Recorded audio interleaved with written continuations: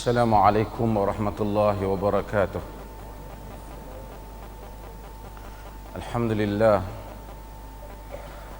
nahmaduhu wa nasta'inuhu wa nastaghfiruh wa na'udzu billahi min shururi anfusina wa min sayyiati a'malina. Man yahdihillahu fala mudilla lahu wa man yudlilhu fala hadiya lahu. Asyhadu an la ilaha illallah wahdahu la syarika lah wa asyhadu anna Muhammadan abduhu wa rasuluh, amma ba'd. Hadirin dan hadirat yang dirahmati Allah, kita pindah sekejap kuliah kita ke sini kerana Masjid Alwi tak siap ni.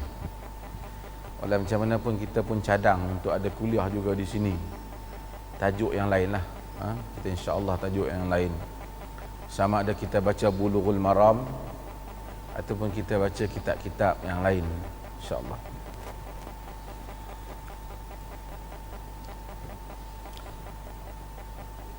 Al-hadithu tsani wa thalathun. Hadis yang ke-20, hadis yang kedua dan 30. Arab dia bunyi macam itulah. Hadis yang ke-32.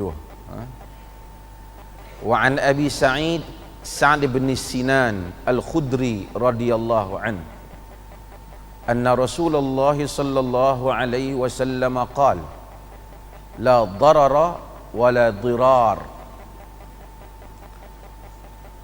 Hadisun hasan rawahu Ibnu Majah wa Daraqutni wa ghairuhuma musnadan wa rawahu Malikun fil Muwatta' mursalan an Amr bin Yahya an abihi an Nabi sallallahu alaihi wasallam fa asqata Aba Sa'id wa lahu turuqun yuqawwi ba'daha ba'dha. Daripada Abi Sa'd bin Sinan Al-Khudri radhiyallahu an.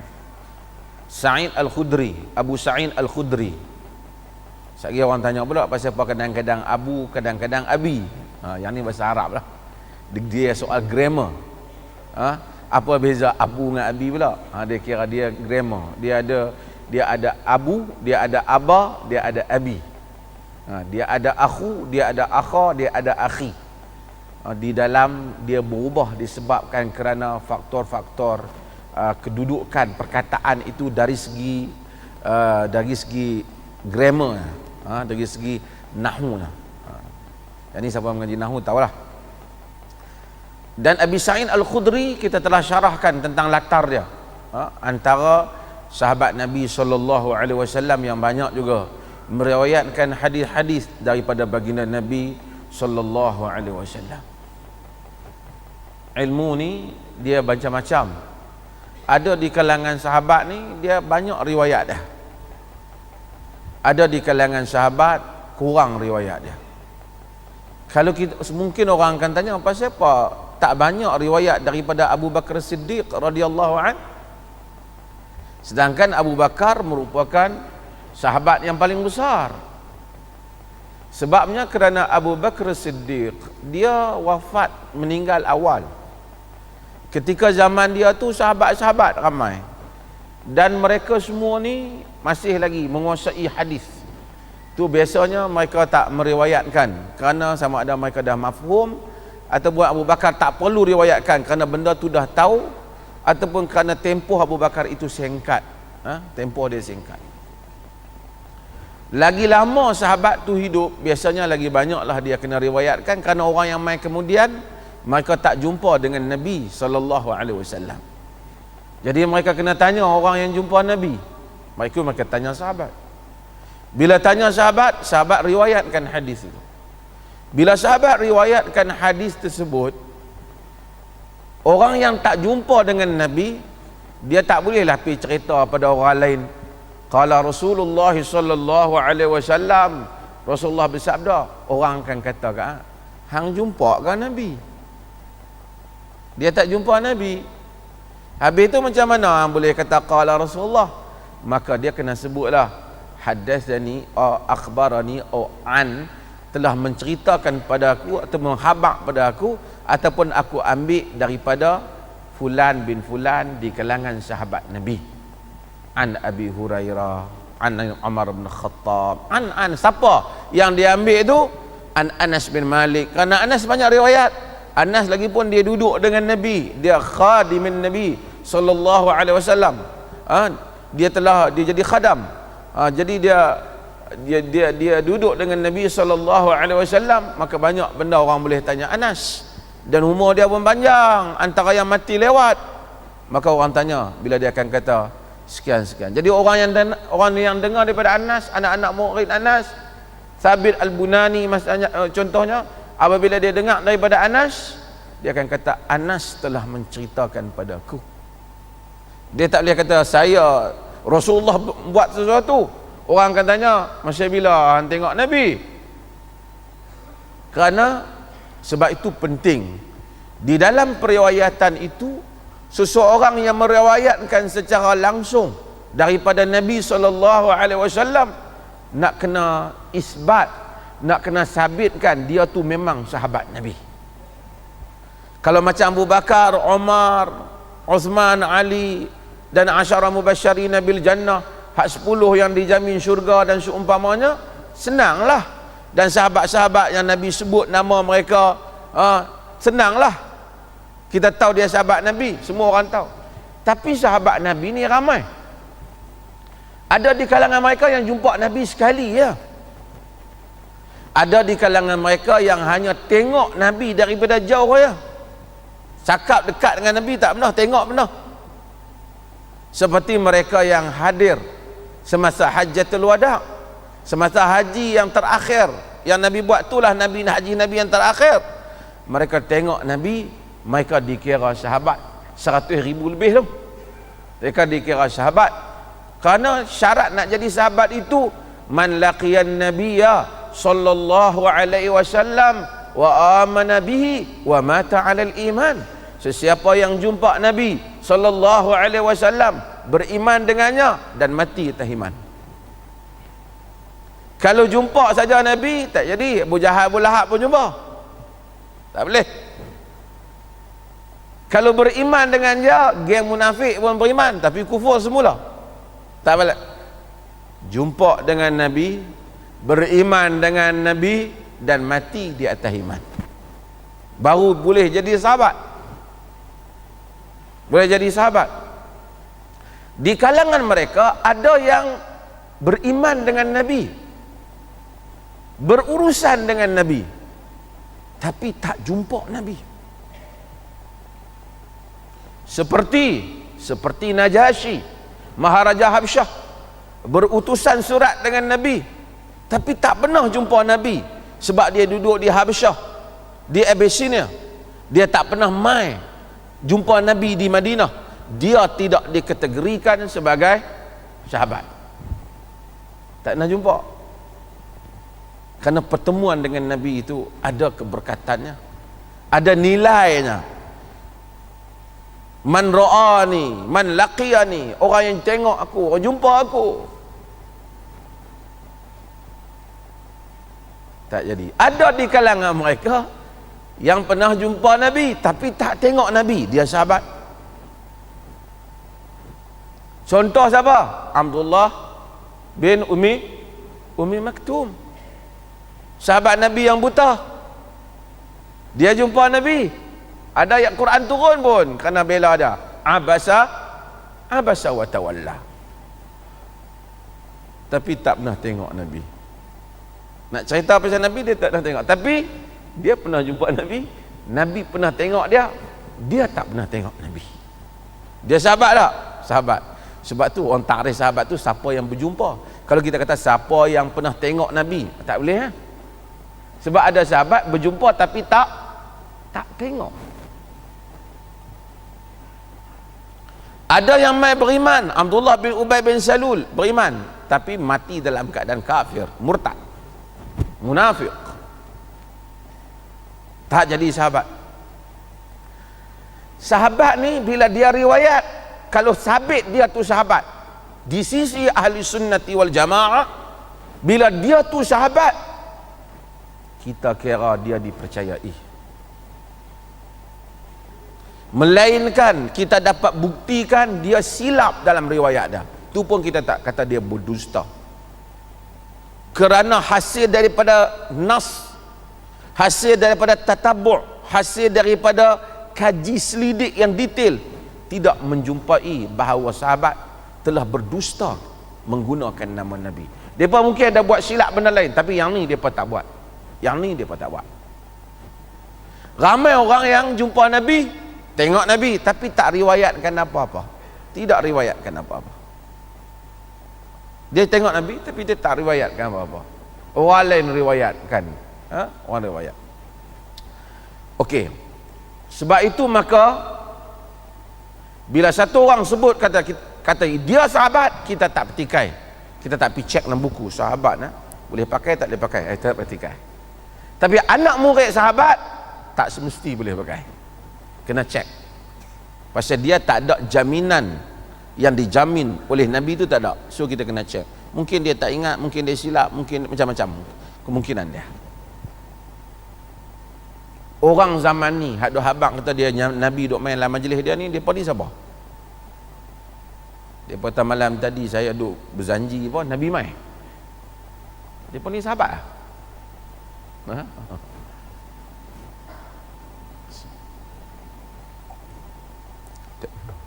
Okey, depa ni pelik-pelik lah kan. Sahabat Nabi SAW, bila satu rawi, ni nak cerita pasal hadis ni, dia nak bagi faham. Hadis ni, kata dia hadis ni hasan. Hasan dalam bahasa Melayu maksud baik lah. Tapi hasan di sisi ilmu hadis, dia rendah sikit daripada sahih. Dia rendah sikit daripada sahih. Hadis hasan, dia lepaslah daripada yang nak kata dhaif tu. Tapi, dia tak sampai kepada maqam sahih. Maqam sahih. Dia kata riwayat oleh Ibnu Majah dan Ad-Darqutni. Ibnu Majah dan Darqutni meriwayatkan hadis ni secara musnadan, secara ada sanad. Imam Malik meriwayatkannya dalam Muwatta', yakni Muwatta' Malik. Sebelum kitab-kitab lain ada, kitab Muwatta' Malik yang terkenal. Imam Malik dihimpun dalam Muwatta' ni banyak hadis-hadis Nabi, sebahagiannya qaul, perkataan para sahabat Nabi, sebahagiannya perkataan juga ulasan Imam Malik. Pada zaman Imam Syafi'i, Sahih Bukhari belum ada, kerana Bukhari tak main. Sahih Muslim pun tak ada, semua tak ada. Yang ada ialah Muwatta' Imam Malik. Sebab itu kita tengok Imam Syafi'i kata asahul kitab ala wajhil ard, kitab yang paling sahih atas muka bumi ni Muwatta'. Mungkin orang tanya apa siapa Imam Syafi'i tak kata Bukhari, pasal Bukhari tak ada. Bukhari kemudian dia riwayatkan hadis ni dalam Muwatta' Malik mursalan. Ada lantek sah? Mursalan maksud dia riwayat mursal, rawi yang anak murid sahabat ni dia terus langkau pi kepada sebut nama Nabi, tak sebut nama Abu Sa'id Al-Khudri. Macam tu tak boleh. Macam tu di segi riwayat mursal ni panjang perbahasannya di kalangan para ulama. Tapi mursal ni tak boleh. Anak murid sahabat tak boleh skip nama sahabat, dia kena sebut. Mungkin kita tanya, pasal apa dia kena sebut? Takut nanti dia tak ambil daripada sahabat, dia pergi ambil daripada sahabat dia juga, masuk kawan-kawan di kalangan kat dia. Sebab tu dia kena mention siapa yang dia ambil. Melainkan orang-orang yang memang kita tahu kalau dia riwayat ni, dia memang tak ambil daripada orang lain lah, melainkan sahabat. Contohnya Sa'id bin Musayyib, bila dia riwayat, dia ambil daripada pak mentua dia Abu Hurairah. Abu Hurairah. Walaupun dia tak sebut, orang boleh agak Abu Hurairah lah. Ini pun ada satu bab perbahasan yang panjang. Okey, saja saya sentuh mukadimah ni sikit, payah sikit bab tu, tapi bagilah pasal semua dengar, jadi kita kadang-kadang masuk sikit-sikit ilmu hadis ni. Jadi kita faham sikit-sikit satu ilmu yang complicated, kerana dia kerja ilmu ni macam mana nak saring riwayat hak 1400 tahun tu sampai zaman sekarang ni. Dan sebenarnya telah dibuat banyak ulama-ulama sebelum ni, nak tengok hak mana betul Nabi kata, hak mana bukan Nabi kata, hak mana tak confirm Nabi kata, hak mana orang lain kata. Jadi ahli hadis ni dia kena tahu selok belok rawi ni, dia mati bila, dia duduk di mana, dia kena kaji latar ini. Anna Rasulullah sallallahu alaihi wasallam, Rasulullah kata la darara wala dirar. Perkataan la darar ni, hadis ni antara hadis yang paling famous di dalam Islam. Senang nak hafal dah. La darar wala dirar. Kebanyakan orang hafal la darara wala dirar. La darar maksudnya tidak boleh buat sesuatu yang memudaratkan. Wala dirar pun lebih kurang maksud tu juga. Menyebabkan ahli-ahli hadis dan ulama-ulama yang syarah hadis ini, mereka ini berbincang pendapat apa maksud la darar wala dirar. Hak darar tu okeylah, dirar ni nak maksud apa? Panjang perbahasan dia, saya nak simpulkan. Kesimpulannya beberapa pendapat, tapi yang paling masyhurnya maksud seseorang tak boleh buat benda bagi mudarat diri dia, dan dia tak boleh buat benda memudaratkan orang lain. Satu lagi boleh maksud dia tak boleh buat apa-apa yang memudaratkan orang yang tak ada kesalahan, dan dia juga tak boleh memudaratkan orang yang ada salah tapi lebih daripada yang patut. Contoh macam mana? Kawan tu main masjid curi slipper, kita katok sampai mati. Pasal apa? Padan nak curi slipper sangat. Tak boleh, sebab kita memudaratkan dia lebih daripada dia dengan cara yang dia tak berhak kena macam tu. Umpamanya orang curi 100 ringgit, kita potong tangan dia. Tak boleh. Lebih daripada apa yang sepatutnya. Ini maksud yang dibahaskan oleh para ulama, la darar wala dirar. Okey. Kesimpulannya, dalam semua perbincangan ini kita dapati asas kepada agama Islam itu, dia tak mau bagi mudarat kat penganut dia. Apa saja yang boleh memudaratkan kita, agama ni tak mungkin turunkan benda tu untuk bagi kita, dalam bahasa utara kita cakap, bagi kita jahanam lah. Saat gini kalau orang negara luar, kadang-kadang saya selalu dapat email daripada Indonesia, dia kata, bapa cakap kami semua faham, tapi kadang-kadang ada perkataan tak faham. Kalau saya guna bahasa utara, dia tak faham. Pasal video ni ditonton oleh seluruh orang merata. Maksudnya jangan memusnahkan dirilah, atau memusnahkan agama, tak benarkan buat apa-apa yang memusnahkan. Saya nak bagi faham benda yang selalu saya sebut. Tuhan Allah Azza wa Jal bila turunkan agama, Allah ni dia tak perlukan kita dan tak perlukan agama. Siapa yang perlukan agama? Kita. Tak kerana Allah turunkan agama ni nak mengelakkan daripada, macam katalah pemerintah, mana-mana pemerintah, dia buat undang-undang, undang-undang tu nak menyelamatkan diri dia juga, dan juga mungkin nak menyelamatkan rakyat. Betul lah. Tapi sebahagian pada undang-undang, kerana dia perlu undang-undang, tanpa undang-undang dia tak boleh memerintah. Tuhan Allah Azza wa Jal, dia tak perlukan kita. Tak ada Islam pun, Tuhan tetap maha agung, maha mulia. Tetapi Allah turunkan Islam untuk siapa? Untuk manusia, bukan untuk Allah. Yang ni kita nak kena faham elok-elok. Kalau tidak, kita tak boleh faham tujuan agama. Jadi semua inti kandungan agama, mestilah kebaikan dia tu hanya semata-mata keselamatan dan kebaikan untuk siapa? Penganut agama saja, iaitu orang Islam lah. Untuk orang Islam. Allah tak bagi kita buat maksiat bukan kerana kalau kita buat maksiat Allah jadi rugi hari ni hamba-hamba aku duk buat maksiat. Tak ada. Ghaniyun hamid. Tapi maksiat tu memudaratkan siapa?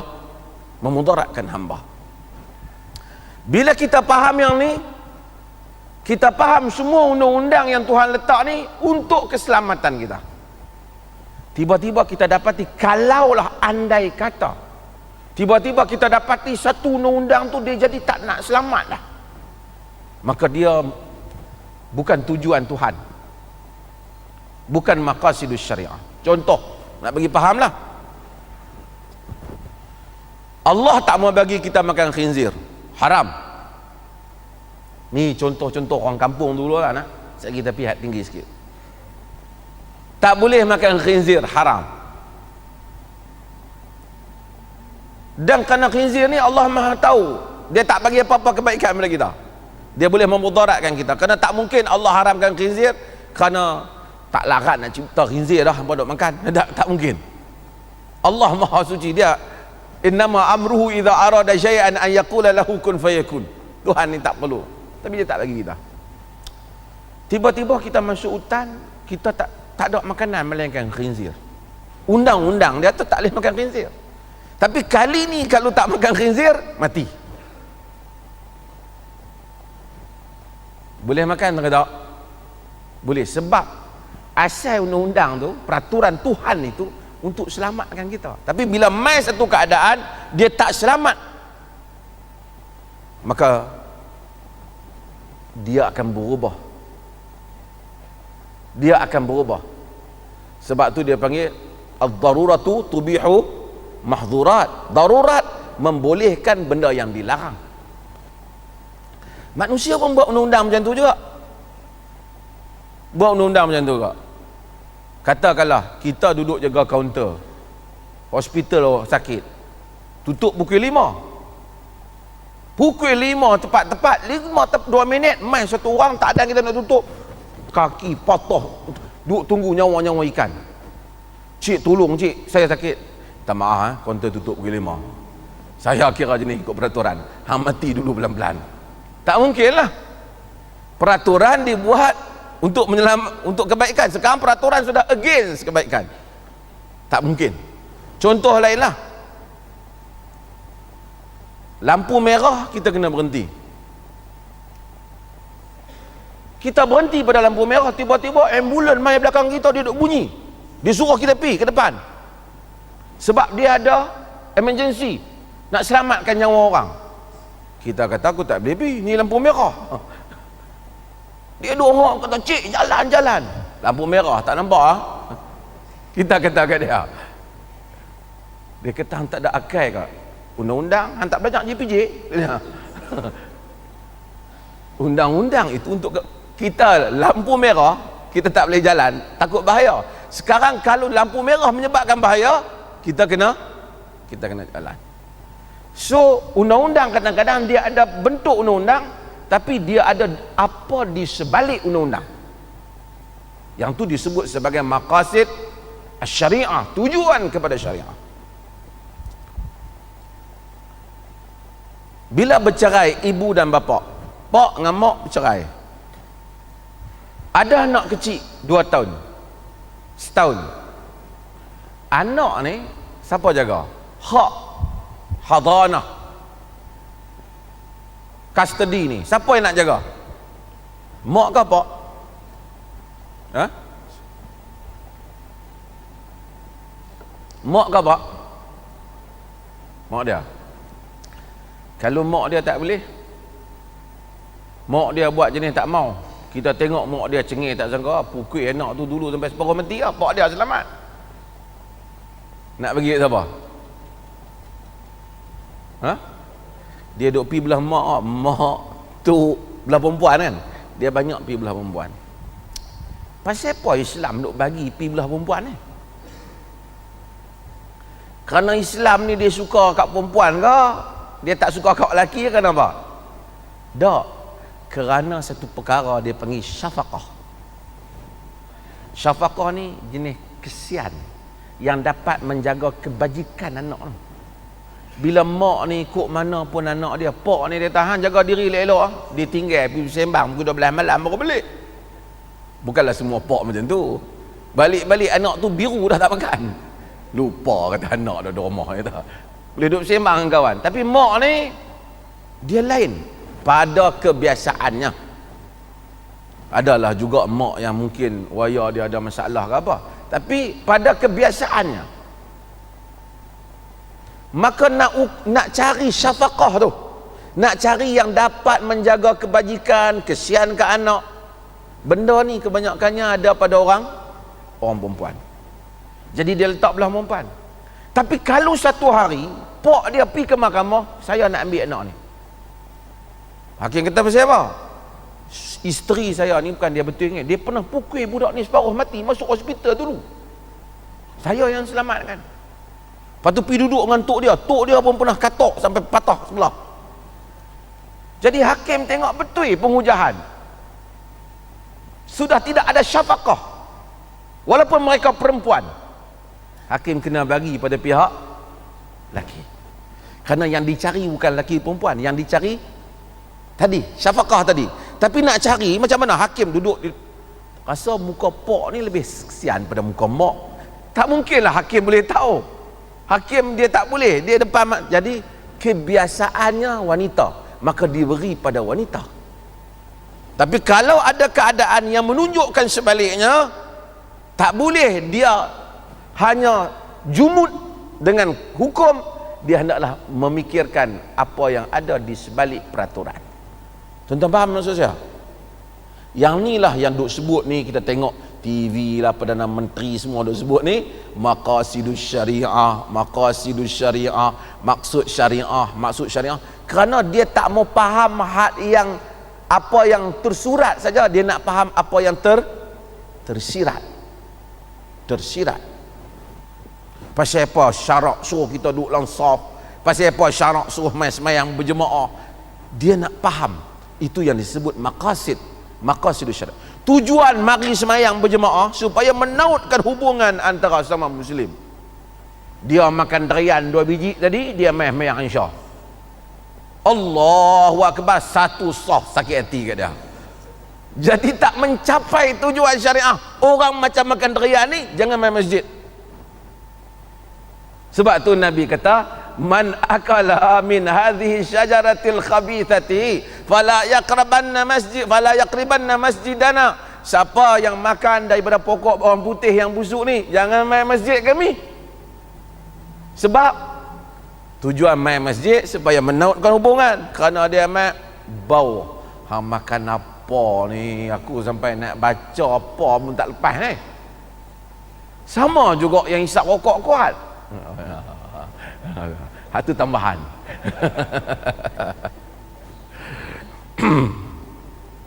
Jadi agama, sebab itu kita nak mentaliti kelas yang tinggi dalam beragama ini, dia mencari maksud kepada agama, dia mencari tujuan bagi pada beragama. Okey, Allah Subhanahu wa ta'ala turunkan agama nak mengelakkan daripada mudarat yang menimpa kita. Sebab tu dalam bab agama ni la darar wala dirar, maka ada bab yang disebut sebagai raf'ul haraj. Dia angkat benda yang susah. Sebab tu kita kata la yukallifullahu nafsan illa wus'aha. Satu orang semayang diri tak boleh, berdiri keluar rebah. Tuhan tak bebankan dia semayang kena berdiri, dia semayang duduk. Semayang bagi diri dia itu, duduk adalah sunnah. Bagi diri dia, duduk adalah sunnah. Pasal dia tak mampu. Pasal Nabi kata salli qa'iman fa in lam tastati' fa qa'idan. Semayang berdiri, kalau tak mampu duduk. Dia tak mampu. Kalau dia gagah juga semayang sampai jatuh rebah-rebah, maka itu tidak sunnah. Orang nak pergi Mekah sunnah. Pergi Mekah, pergi haji wajib.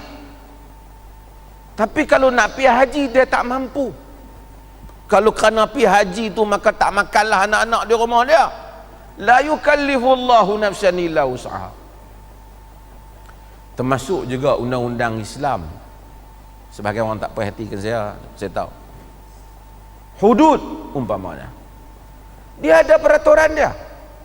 Kalau kita buat itu sehingga menyebabkan memberikan mudarat, tidak memberikan impact seperti mana yang dikendaki oleh agama, maka dia tak dilaksanakan. Bukan kerana dia tak bagus, bukan kerana pergi Mekah haji tak bagus, mudarat dia nak dielakkan. Sebab tu Nabi kata la tuqta'u aidi fil ghazw, jangan potong tangan pencuri semasa peperangan. Dalam hadis Abu Daud dan At-Tirmizi, kerana kata Al-Imam Al-Auza'i, bimbang sehari bila potong dia lari pergi sokong pihak musuh. Pada zamannya orang duk faham salah dengan Islam ni, dunia orang Islam pun selera, pentadbiran keuangan mereka pun selera, keadilan tidak diperolehi dengan cara yang betul. Tiba-tiba satu negeri buat satu undang-undang Islam yang dipotong ialah orang bawahan. Semua dunia tempelak Islam. Boleh yang nak beriman jadi tak beriman. Maka ketika itu dia tak dilaksanakan. Bukan hukum tu tak bagus, masa tak sesuai. Saya sebut hal ni pada semua perjumpaan-perjumpaan dalam forum-forum hudud, di dalam semua kepada pihak di negeri Kelantan, di apa yang dijemput saya sebut di hadapan kepimpinan semua pihak, bahawasanya agama ada maqasid dia. Agama ada the higher objective of the rulings. Ada tujuan yang tertinggi untuk agama. Kata Nabi SAW, bu'istu bil hanifiyati samhah. Aku dihantar bagi satu agama yang samhah, yang memaaf lagi yang lurus lagi memaafkan. Untuk itu, maka agama kita tengok, bagi orang yang sakit, dia bagi kita tayamum. Kita sakit, ada siapa kita pernah cerita tentang apa? Amr bin As kan? Amr bin As dia pergi, dia baru Nabi SAW lantik dia, baru masuk. Nabi ni dia dalam lantik orang, dia kadang-kadang dia tak ikut seniority, dia tengok jawatan, dia ikut kemampuan. Sebab tu kadang-kadang ada orang yang baru masuk Islam, Nabi bagi jawatan kat dia apa? Khalid Al-Walid dia baru masuk Islam, tapi dia tentang bab lawan perang ni tak boleh nak lawan dia, Nabi lantik dia. Amr bin As dia baru masuk Islam juga, Nabi lantik dia apa? Tapi Nabi tak bagilah jawatan pentadbiran apa, Nabi bagi di medan perang, memang depa ahli, Nabi bagi. Ada orang yang lama baik dengan Nabi, macam Abu Zar, Nabi sayang kat dia minta jawatan, Nabi tak bagi. Ya Abu Zar, inni uhibbuka kama uhibbu nafsi. Wahai Abu Zar, aku sayang kau macam mana aku sayang diriku. Jangan pegang jawatan. Nabi kata terus terang, ya Abu Zar, innaka dha'if wa innaha amanah. Wahai Abu Zar, engkau lemah, jawatannya amanah. Abu Zar pun tengok Nabi ni orang lain mai dia lantik, orang lain mai dia lantik, aku ni dia tak pandang langsung, dia tak sayang kat aku. Abu Zar pun bukan kerana nak minta allowance ke apa, dah, bukan ada allowance apa jawatan masa tu. Abu Zar zuhud, tapi Abu Zar rasa, siapa Nabi tak lantik aku tak boleh percaya. Mungkin macam itulah dalam diri dia. So dia kata Rasulullah lantiklah aku. Nabi kata jangan, kau dhaif. Bukan dhaif iman, dhaif pentadbiran. Dhaif pentadbiran. Nabi lantik orang sebagai Amr bin As. Pi lantik, panjang cerita Amr bin As, kita ada cerita. Sampai waktu orang lain semua ambil wuduk, dia tayamum. Dia adalah jadi ketua. Dia malam tu dia menggauli wanita. Orang Arab nak khemah-khemah, dia kata aku bergauli isteri dia habaq kan. Keluar dah gua isi semayang subuh, orang lain duk ambil wuduk elok, dia tayamum nak jadi tu imam. Sahabat di belakang ni hati, ish, dah lah malam tadi kita sejuk nak menyalakan api, dia tak bagi. Pi negeri musuh sejuk, orang nak nyalakan api dah. Menurut kata jangan nyalakan api. Dia sejuk. Amir, Nabi lantik dah. Jangan buat hal kata. Siapa nyalakan api itu kebakar dia dengan api tu. Allah. Kata buat kacau dah dia ni. Tapi nak lawan, sahabat tak lawan pasal Nabi lantik. Banyak kes dia yang kita cerita dalam perjalanan tu, tapi bila balik, Nabi kan tanya dia, pasal siapa yang tak bagi orang nyalakan api? Dia kata, wahai Rasulullah, kita di negeri musuh. Bila malam musuh dapat mengukur kekuatan kita dengan nyalaan api tu. Jadi aku tak mau bagi dia ukur. Tahan saat. Dia orang pandai, dia ahli medan perang. Dia tahu tak mati perang tu. Yang pagi tu Nabi kata kena yang orang lain semua ambil wuduk, yang hang pasal apa? Pergi tayamum. Dia kata, ya Rasulullah, sejuk, tahan aku ni. Dia yang tak pergi orang nyala api malam. Aku nak ambil wuduk, aku teringat Allah kata wala taqtulu anfusakum innallaha kana bikum rahimah. jangan kamu bunuh diri kamu, Tuhan sayang kat kamu. Jadi aku tak boleh ambil wuduk dah, boleh mati aku dengan sejuk ni. Dia kata gitu, ya Rasulullah, aku teringat jangan, Allah kata jangan kamu bunuh diri kamu, Allah sayang kamu. Dalam hadis kata fadhahikan Nabi sallallahu alaihi wasallam. Nabi gelak. Nabi tak kata betul salah, Nabi gelak dah. Dia panggil bab ni iqrar. Iqrar. Nabi ni dia tak gelak saja-sajalah. Taklah pada gelak betul orang tanya, dia senyum ke betul orang tanya. Rasulullah, macam nak Rasulullah tak kata apa? Rasulullah gelak kata. Bukan betul pun gelak habis. Tu kita. Nabi tak buat kerja macam tu. Nabi kalau salah, Nabi kan kata salah. Nabi kan kata salah. Tapi nak tunjukkan tayamum, bila sejuk boleh tayamum kerana nak mengelakkan mudarat. Sakit boleh buka puasa kerana nak mengelakkan mudarat.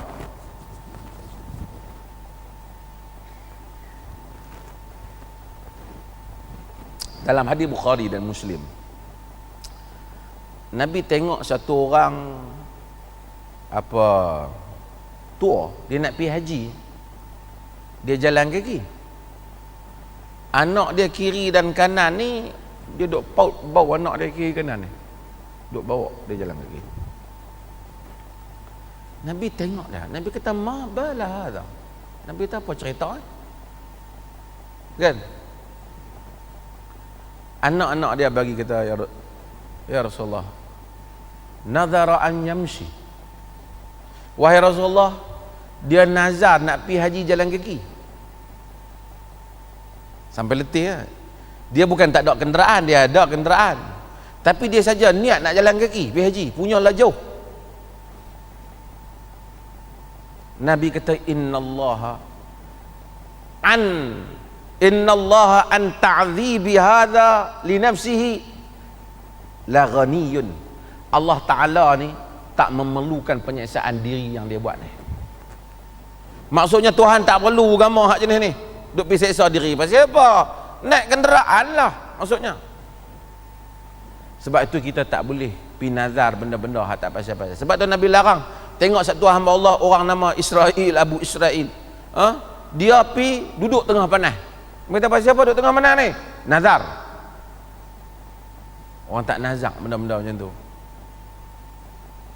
Sampai ada orang nazar, bukan nazar lah, hak tu dia tak nazar. Ada orang nak pergi Mekah kayu zakat, kayu naik basikal. Kalau dia berkemampuan tak memudaratkan diri dia, tak apalah dia kayu lah. Tapi kalau dia kata aku ni memang nak boleh naik kapal terbang, tapi dah nazar dah nak kena kayu zakat juga, tak perlu. Innallaha an ta'dhibi hadha li nafsihi la ghaniyun, atau an ta'dhibu hadha nafsahu la ghaniyun.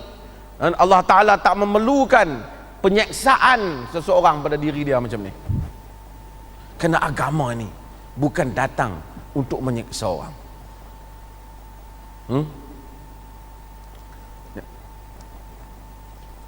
Maka dengan itu banyak nas-nas yang didatangi di dalam agama, yang mana Allah Subhanahu wa Ta'ala melarang untuk kita bertindak hatta atas nama agama, tetapi boleh memberikan mudarat kepada orang. Sebab tu Quran kata famsikuhunna bima'rufin aw sarrihuhunna bima'ruf. Kamu pegang isteri kamu dengan cara ma'ruf, atau kamu talakkan dia dengan cara ma'ruf. Wala tumsikuhun diraran lita'tadu wa man yaf'al dhalika faqad zalama nafsah. Nabi kata jangan kamu duk pegang bini kamu untuk memberi diraran, untuk memberi mudarat kepadanya, kerana kamu nak bertindak melampaui batas. Siapa yang buat yang demikian itu, sesungguhnya dia menzalimi diri dia sendiri. Ini bab ini bab rojok. Bila satu orang dia rojok isteri dia, dia tak mau, dia talakkan isteri dia, dia tak mau dah isteri tu. Dia talak je sampai dekat nak ujung nak habis dah, dia rojok balik. Jadi isteri tu kata tak apalah, dia ni dah talak aku, legalah pada ni kan, selesailah, tinggal lagi 2 hari ni, mai-mai dia aku rojok balik. Bukan kerana dia nak dengan isteri dia tu, lepas pada tu dia talak pula. Pasal dia kata aku ada 3 kali kan aku pakai betul-betul ni. Ujung tu dia rujuk balik. Maka Quran datang, fa'amsikuhunna bima'rufin aw sarrihuhunna bima'ruf. Maka pegang mereka dengan cara yang ma'ruf atau cerai mereka dengan cara yang ma'ruf. Wala tumsikuhunna diraran li ta'tadu. Jangan kamu duk pegang bini tu misalkan nak bagi mudarat kat dia kerana kamu nak melampaui batas. Haram siapa yang buat macam tu. Walaupun atas nama agama dia guna dari segi hukum macam betul. Dari segi hukum isteri tak boleh buat apa, memang dia rujuk.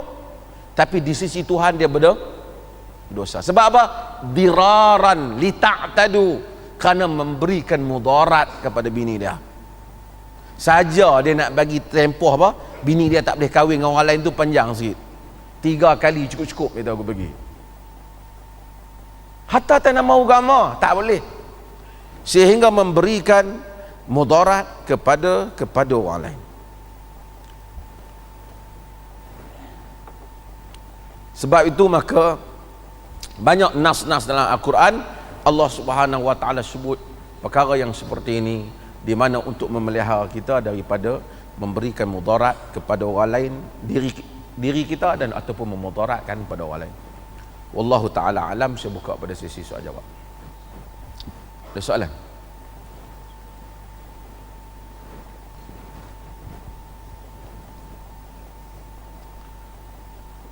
Minta penjelasan berkaitan hadis sesungguhnya Allah menciptakan Adam alaihi salam berdasarkan bentuknya. Innallaha khalaqa Adam ala surati. Allah Ta'ala ciptakan Adam di atas bentuknya. Suratihi ni bentuknya ni balik ke siapa? Adakah balik kepada Allah Ta'ala ataupun balik kepada Adam? Maka ada berlaku ada khilaf di kalangan para penafsir kepada hadis ni. Apapun hadis-hadis yang menggambarkan sifat Tuhan ni, dia kena bina di atas satu asas, iaitu laisa kamitslihi syai'. Allah Ta'ala tak sama dengan apa pun. Jadi kalaulah, sebab itu di kalangan para ulama ramai yang menyatakan surati ini balik kepada Allah Ta'ala ciptakan Adam atas gambaran, atas bentuk Adam lah. Maksud atas rencana pembentukan Adam, maksudnya atas bentuk Adam, bukan balik pada Allah Ta'ala. Jadi surah Adam ni dalam macamnya surah manusia sekarang ni, iaitu bentuk manusia sekarang ni, demikianlah Adam alaihissalam.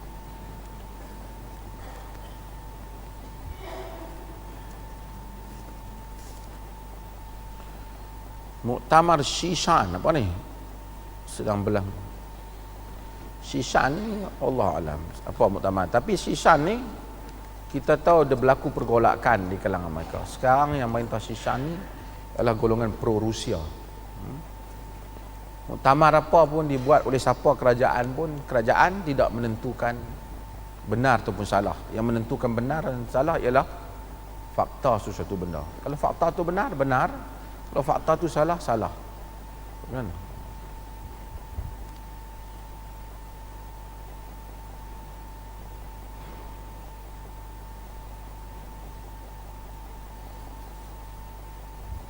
Saya menjadi imam di masjid.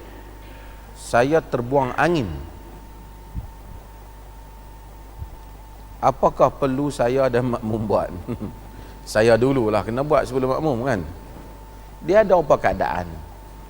Di dalam hadis yang diriwayatkan oleh Imam Muslim, orang tanya Nabi, dia rasa macam ada sesuatu di dubur atau di perutnya, dia nak kena keluar daripada semayang kan? Nabi kata la, hatta tajidu rihan atau tasma'a sautan atau tajidu rihan atau tajida rihan. Kamu jangan berhenti, Nabi kata, sehingga kamu dengar bunyi ataupun kamu dapati bau. Maksudnya kadang-kadang dia terasa saja, dia pun tak pasti lagi. Rasa ni macam terbuang angin, rasa. Hang pasti ke? Tak tahu, rasa-rasa lah. Rasa tu dia tak pakai, dia kira tak kira angin lah. Sehingga dia confirm berkobak kain tu misalnya. Yalah kot. Ataupun dia tahulah, yang dia confirm tu dia tahulah, tapi Nabi bagi ukuran sehingga dia bau ataupun dia dengar. Maksudnya kalau setakat dia rasa tak, kan? Kerana dia kena al-yaqin la yazulu bisyak, kan? Yakin itu tidak hilang dengan syak. Yakin dia yang pertama apa dia? Dia ada wudu. Sebab ni kaedah yang selalu saya sebut berulang kali lah.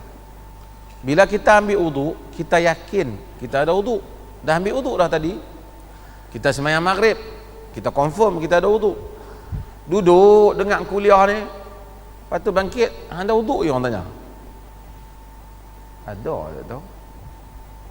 Kita tak pasti. Ataupun tadi pergi jalan, minum apa semua, batah balik main masjid duk bersembang. Kau ada wudu Kira ada ke tak ada? Kira ada ke tak ada? Kira ada lah. Sebab yakin yang tadi apa dia? Ada.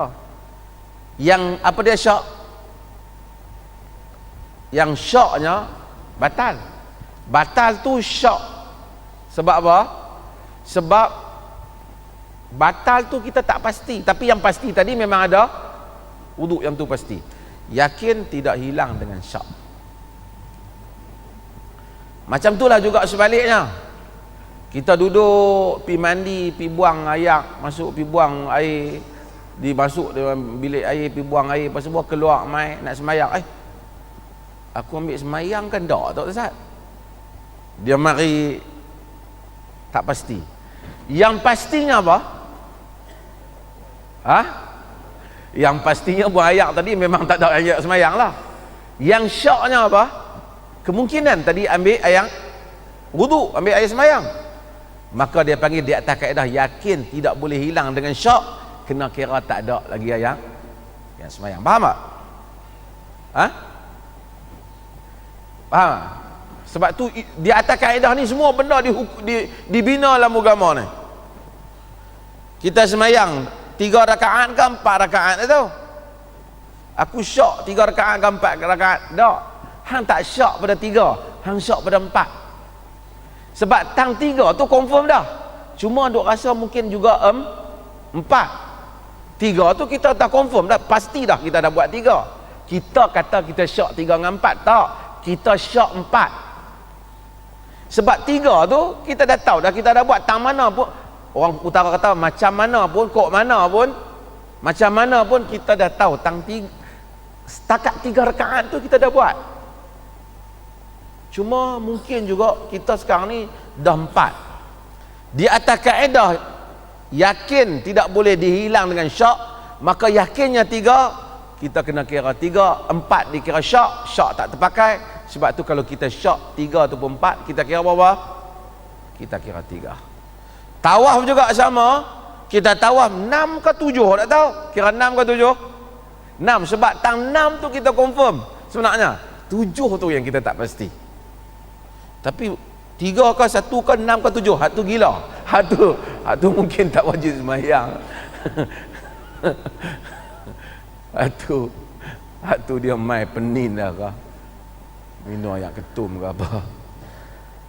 Tak ada lah sampai macam tu. Kita syok. Tapi kalau lah kata ada orang special case ni, 2 ke 3 ke 4, tak tahu. Dia sampai peringkat itu dah. Sebenarnya dia kira apa?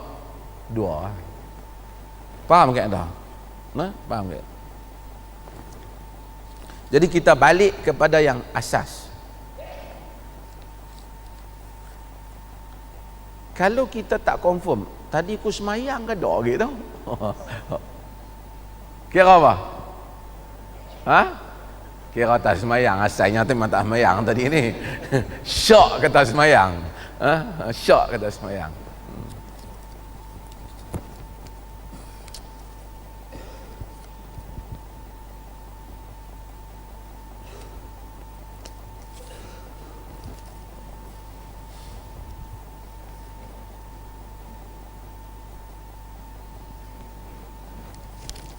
Orang korban kambing dengan lembu.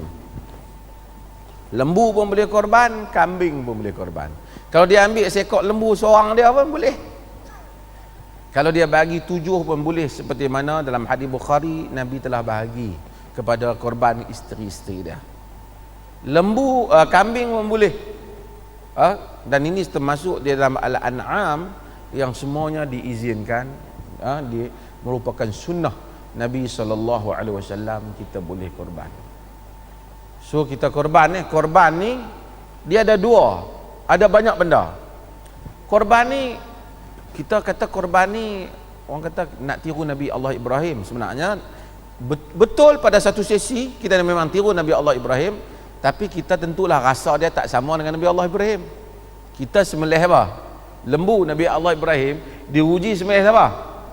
Ismail, anaknya. Khilaf di kalangan ahli tafsir sebenarnya, tapi majoriti di kalangan umat Islam tarjihkan Ismail. Ada yang menyatakan anaknya itu dia Ishak. Orang Yahudi kebanyakan mereka kata Ishak. Al-Imam Al-Tabari dia tarjihkan Ishak, tapi banyak para ulama yang kata Ismail. Cuma orang Yahudi ni dia tak mungkin kata Ismail lah, pasal Ismail daripada titis keturunan Ismail ni bangsa Arab, daripada Ishak ni ialah Yahudi. Quran pun tak sebut nama, dia sebut anak dia saja. Okey, tak apa. Quran ataupun hadis Nabi SAW dia suruh kita buat amalan ni supaya kita ni tiru Nabi Allah Ibrahim alaihissalam. Kerana Nabi Allah Ibrahim ni dia sukatan kita. Nabi Muhammad sendiri dia ingatan dia, kesemua kebanggaan dia Nabi Allah Ibrahim alaihissalam. Millata Ibrahim hanifa, agama Ibrahim yang hanif. Quran kata wa man yarghabu an millati Ibrahim, sesiapa orang yang berpaling daripada agama Nabi Ibrahim, safiha nafsah, dia telah membodohkan dirinya. Siapa yang berpaling daripada agama Nabi Ibrahim, membodohkan dirinya. Walaqad istafainahu fid dunya wa innahu fil akhirati laminas salihin. Kami telah angkat dia di dunia dan di akhirat kelak dia termasuk di kalangan orang saleh. Nabi Allah Ibrahim alaihissalam adalah merupakan nabi yang semua agama terima. Nabi Musa banyak agama apa? Yahudi. Nabi Isa agama apa? Kristian. Orang Yahudi tak terima Jesus ni. Kita orang Islam terima semua, tapi mereka pula tak terima Nabi kita Muhammad sallallahu alaihi wasallam. Tapi Yahudi, Kristian dan Islam semuanya terima Ibrahim alaihissalam. Semuanya klaim kata mereka lah yang mengikut Nabi Allah Ibrahim alaihissalam. Sebab itu bila kita pergi Mekah, kita lontar, kita apa, bukan kerana setan duduk di situ. Nak lontar hari ni setan main tak padan batu besar-besar ni nak lontar. Ikut mau korang besar gelas ni nak bagi ke setan. Kalau besar gelas ni bukan kepala setan lah, kepala Pakistan lah yang kena. Kan? Saya kata, sebab itu maka orang kata nak lontar setan, sebenarnya dia rams, dia simbolik saja. Setan memang jahat, tapi taklah bodoh hari melontak dia duduk pergi tunggu tu. Memang Ibnu Abbas kata itulah yang kita ikut daripada agama Nabi Ibrahim alaihissalam. Tapi kita sebenarnya supaya kita terasa ada hubungan kita dengan Nabi Allah Ibrahim alaihissalam. Demikian apabila kita buat korban, ada hubungan kita dengan Nabi Allah Ibrahim alaihissalam. Kadang korban tu dia kena ikhlas, tulus kepada Allah Jalla wa'ala. Sebab tu saya ingat dekat hari itu pun dah ingat dah, dan ingatkan lagi. Maka kita hati-hati dalam masalah ni supaya tak ada korban ni tak dijual. Jual rosak korban. Jual macam mana?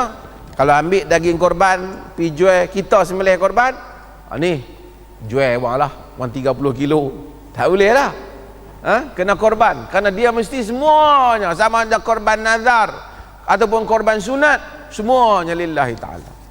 Cuma kadang-kadang orang tak jual dengan 30. Orang jual macam mana? Dia buat macam ni. Orang yang sembelih tu dia ni tumpuk ni bahagian orang sembelih. Ni hati, limpa semua hak elok ni bagi bahagian orang hak sembelih. Itu sebenarnya jual korban. Sebab apa? Kita jual daging, kita beli khidmat dia.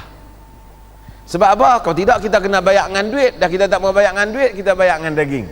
Sedangkan daging itu adalah daging kurban.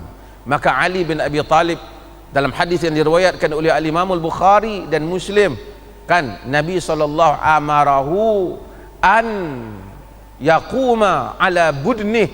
Nabi memerintahkan supaya Ali menguruskan sembelihan haji Nabi sallallahu alaihi wasallam. Wa an yaqsima, supaya Ali membahagi-bahagikan budnahu kullaha, bahagikan semua daging-daging itu kepada semuanya. Luhumaha, daging dia, wajuludaha, wajilalaha, daging dia, kulit dia. Kadang-kadang dia kata tak apa, kulit ni bagi kat orang sembelih. Kulit dah harga, kulit semua tak boleh. Wa alla nu'tiya aw la wala yu'tiya fi jazaratihi syai'a. Jangan bagi kepada orang urusan menyembelih ataupun urusan lapah ni sikit pun. Dalam riwayat wa alla nu'tiya li jazara syai'an minha, kami tak bagi sikit pun kepada orang yang sembelih.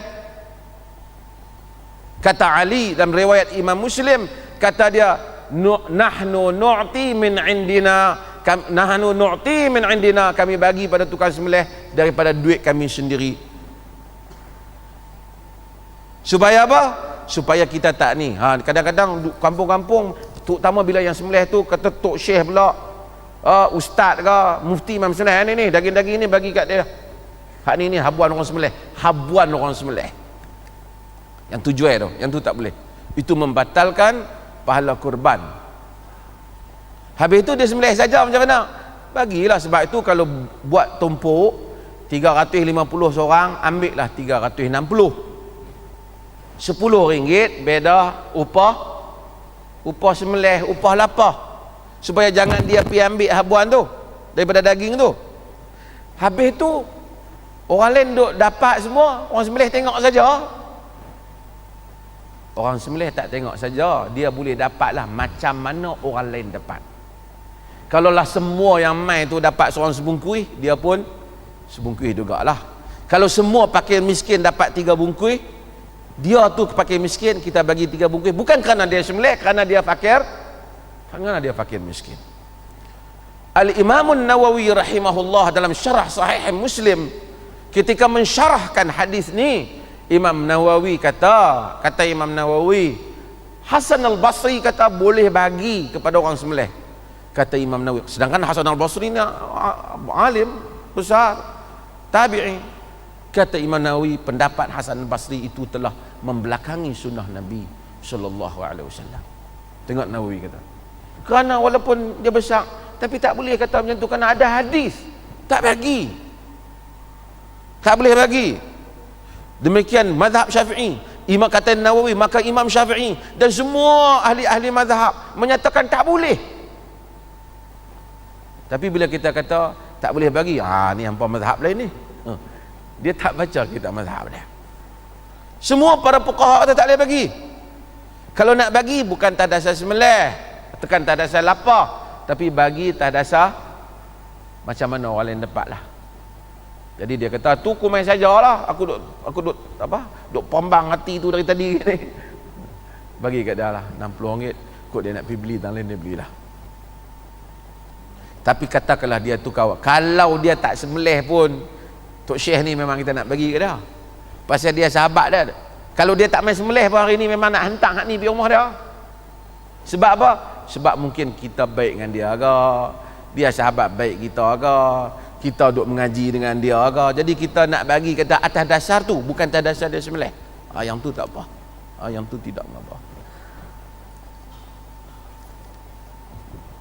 Banyak lah hari Merdeka dia pun nak pergi menyerik budak ni.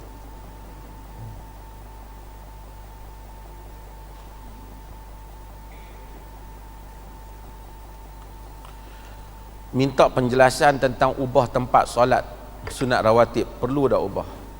Di kalangan salafus salih, mereka menyukai ubah tempat ni, kerana di atas hadis yang menceritakan banyaknya tempat sujud ni di atas muka bumi ni. Maka hadis-hadis yang banyak menceritakan setiap tempat yang kita sujud ni akan jadi saksi kita di atas Allah Ta'ala.